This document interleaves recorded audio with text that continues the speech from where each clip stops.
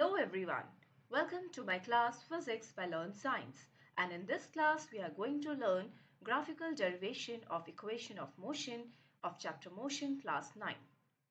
So before going ahead, let us understand what is equation of motion and what it tells us about.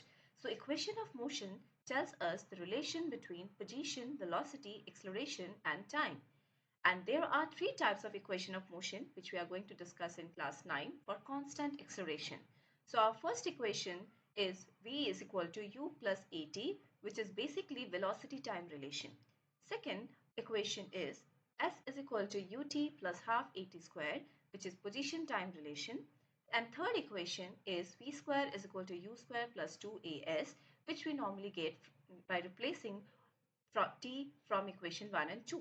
So using this three equation of motion, we are going to solve various problems later on.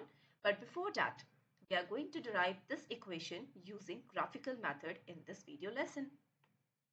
So as you can see, the graph which is shown in the picture right now is VT graph. And this type of graph helps us to find acceleration and distance covered by body. So as we discussed in our previous video lessons, that how we can calculate slope using acceleration, or how we can calculate acceleration with the help of slope. So that means slope of this graph will give me acceleration and area under the curve will give me distance covered by body. So that means in this case my slope is BC upon AC. If you can see, BC is my perpendicular and AC is my base. Similarly, area under the curve means area of trapezium OABD will give me area under the curve or distance traveled by a body. Let's look at this graph closely. And in this graph, you can see this AB is basically representing uniform acceleration, where point A is telling us about initial velocity and point B is my final velocity at time t. Now let us write down the length of the sides of the trapezium, which is basically coming under the area or under the curve. So let's write all the sides. So length of BC, if you look at this graph, the value of BC will be equal to V minus U. Similarly, if you see this length of CD, if here from O to A, if it is U, it means this will also be U because CD is opposite to this side as it's a rectangle and it should be equal. Now, if you see from O to D, my length is T. A to C, again, this will be also T because if OD and AC is equal. And with the total length, that means BD. So total length, if you see, it is a V. So now we have written the length of all the sides and with V, U and T. So it's time to derive, or we can say now we are ready to derive our first equation of motion. So let's start our first equation of motion derivation. Now how we can derive it? That we can do it with the help of slope. So let us first find the slope of this graph. So slope here is, let me write here. So slope we know it is equal to tan theta. And what is tan theta? Tan theta is perpendicular upon base. So if this angle is theta, and that means my slope is equal to perpendicular by base, and perpendicular here is BC, and my base of this is AC. So BC is V minus U and AC is T, and we know slope is giving us information of acceleration. So that means here acceleration is equal to V minus U upon T. Okay, or we can write this equation again. If I will take this T on left hand side, it will become A into T is equal to V minus U. Or you can again write this equation. Let's exchange the sides. V minus U is equal to AT. Or you can also write it as V is equal to U plus AT. So this is our first equation of motion which we have derived with the help of slope. Now let's derive our next equation. Let's derive our second equation of motion, and that we are going to derive with the help of area under the curve. So that means area under the curve will give us distance, and with the help of that we are going to derive our second equation of motion. So let's derive. So as we know that distance of any graph is equal to area under the curve. Area under the curve. Right? So here my distance, we are representing distance by symbol S, and area under the curve here, basically if you look at the shape, this area is trapezium, area of trapezium B, D, O. So this is my sides of the trapezium, A, B, D, O. So this area will give me displacement or distance covered by a body. And I can again write this trapezium as area of rectangle ACDO plus area of triangle ABC. So let's find the area first. So here area of ACDO, that is my rectangle, is length into breadth.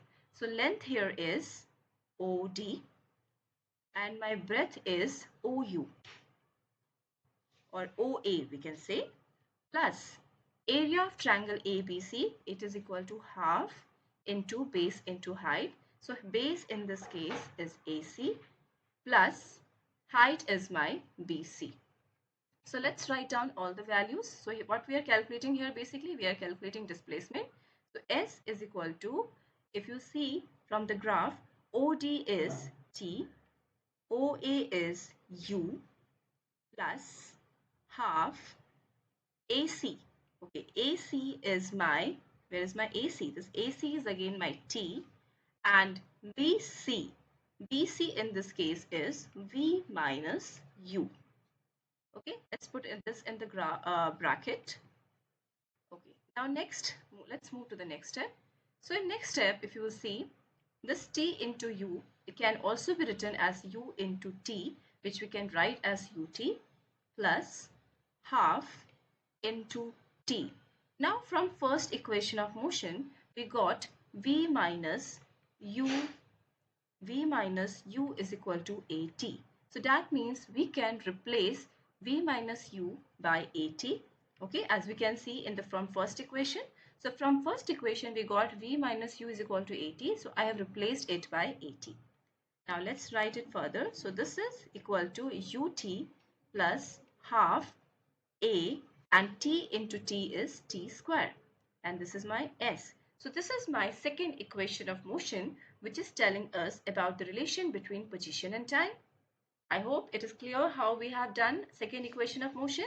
So second equation of motion we have derived with the help of area of trapezium, that is AODB or ABDO. Okay, now let's derive our third equations. So third equation also we are going to derive with the help of displacement or with the help of distance, which we can find by finding the area under the curve. So here my distance, again I will write distance is area under the curve. Okay, area under the curve, and my distance here is S, area under the curve. The area under the curve is basically area of trapezium